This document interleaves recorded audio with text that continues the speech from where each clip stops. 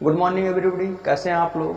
आशा करते हैं कि आप लोग अच्छे होंगे। तो एक बार फिर आपका हमारे यूट्यूब चैनल में स्वागत है। तो आज हम बात कर रहे हैं क्लास 8 के चैप्टर 3 में, और चैप्टर हमारा 3 क्या है, घन और घनमूल, क्यूब एंड क्यूब रूट्स है। तो इसको स्टार्ट करने से पहले मैं ये कहूँगा कि आप इसका क्या कर लीजिए, एक बार स्क्रीनशॉट ले लीजिए, ठीक है। अगर स्क्रीनशॉट नहीं लेते हैं तो आप वीडियो को बार बार आपको देखना पड़ेगा। उसको भी नहीं करना है तो आप क्या कर लीजिए, सबसे अच्छा कि 2 से लेके 20 तक इसको याद कर लीजिए। क्यों याद कर लीजिए? क्योंकि ये आगे चल के आपका चैप्टर में बहुत ही क्या है, इंपॉर्टेंट है। तो जिस प्रकार आपको स्क्वायर रूट में बताया गया था कि आप वर्गमूल कहाँ तक याद कर लीजिए, 25 तक याद कर लीजिए, उसी प्रकार आपको कम से कम घनमूल में 20 तक याद होना बहुत ही अनिवार्य है, ठीक है। अगर नहीं याद होता है कोई बात नहीं, आप प्रैक्टिस करते रहिए, धीरे धीरे क्या हो जाएगा, आपको लर्न हो जाएगा।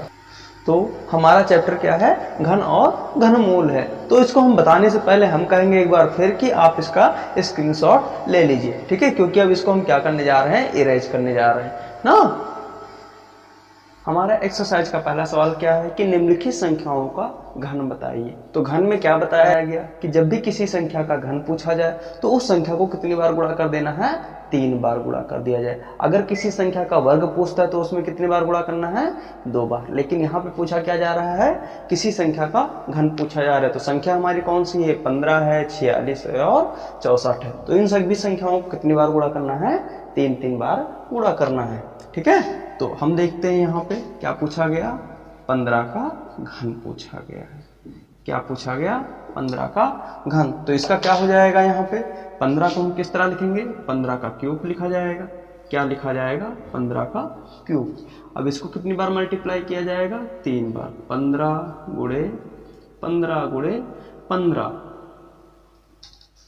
जब 15 को 3 बार गुणा किया जाएगा तो इसका उत्तर कितना आ जाएगा, 3375 आ जाएगा, ठीक है। यही हमारा क्या हो जाएगा, उत्तर हो जाएगा, ठीक है।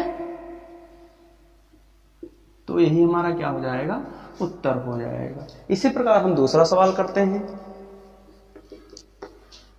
46 का क्या बताना है, घन बताना है। क्या बताना है, घन बताना है। तो इसका भी क्या हो जाएगा, 46 का क्यूब इक्वल कितना, 46 इंटू 46 इंटू 46। तो इसका कितना आ जाएगा, 97336। कितना आ जाएगा, 97336। यही हमारा क्या हो जाएगा, उत्तर हो जाएगा। तो घन निकालने में कोई समस्या हो रही है, नहीं हो रही। अगर आपको स्क्वायर निकालना आ गया तो आपको घन भी निकालना आ जाएगा, ठीक है। ऐसे ही हमारा क्या है, अगला क्वेश्चन 64।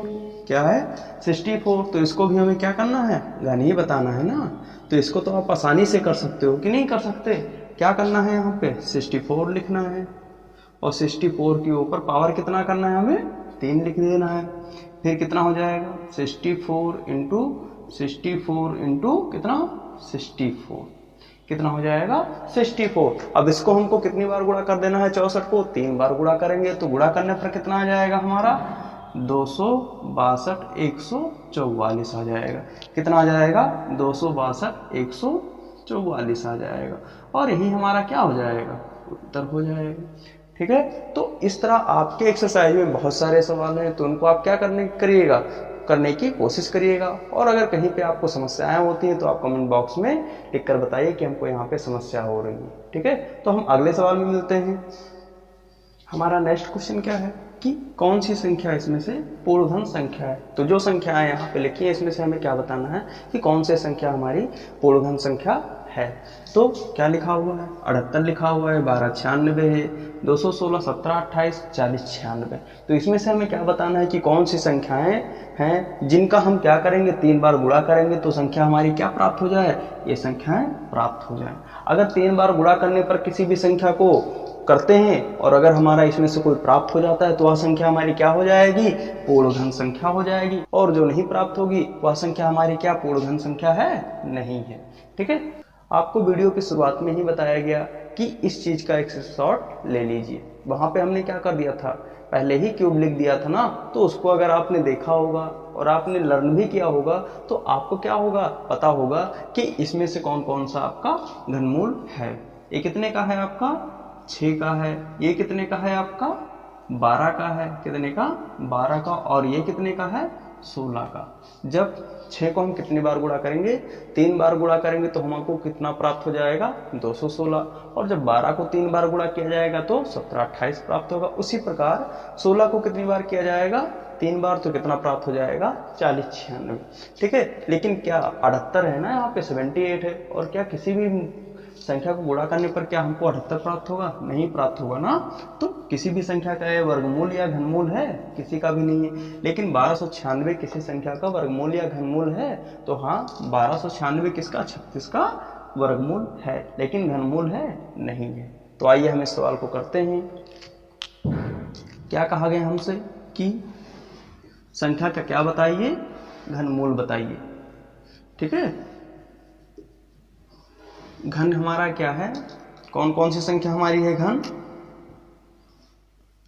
216, 17 28 40 96।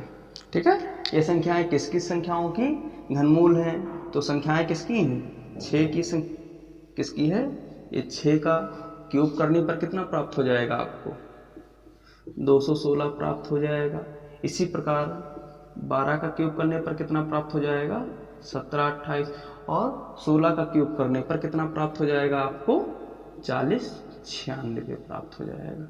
ठीक है, लेकिन किसी भी संख्या को जब हम मल्टीप्लाई करेंगे, 3 बार गुणा करेंगे, तो क्या हमारा 78 प्राप्त होगा, नहीं प्राप्त होगा। उसी प्रकार जब हम 1296 है ना, तो इसको जब हम 3 बार गुणा करेंगे किसी भी संख्या को, तो 1296 प्राप्त होगा, नहीं प्राप्त होगा। मीन्स क्या कि घनमूल के स्क्वायर में 3 बार गुणा करने पर 1296 नहीं प्राप्त होगा, लेकिन जब हम 36 को 2 बार गुणा करेंगे तो कितना प्राप्त हो जाएगा, 1296। मतलब क्या है कि 1296 हमारा क्या है, वर्ग है, ना कि घन है। ठीक है, तो घन में एक बार फिर बता रहे हैं कि अगर आपसे कोई घन कहता है किसी भी संख्या का निकालने के लिए, तो आपको क्या करना है, उस संख्या को 3 बार गुणा कर देना है। कितनी बार, 3 बार गुणा कर देना, और आपका उत्तर प्राप्त हो जाएगा। ठीक है, हमारा अगला सवाल क्या है कि दिखाइए कि 27 44 एक पूर्ण घन संख्या है। मीन्स अगर हमको दिखाना क्या है कि 27 44 किसी संख्या का घनमूल है कि नहीं है, तो करना क्या है, कुछ नहीं, हम सबसे पहले क्या कर देते हैं, फैक्टर इसका निकालते हैं। और आपको फैक्टर निकालना हमने क्या बताया है, तो 27 44 का क्या कर देते हैं, हम फैक्टर निकाल देते हैं, है ना। तो 2 से निकालते हैं पहले, 2 एकम 2, 2 त्या 6, 2 सत्ते 14, 2 दूनी 4।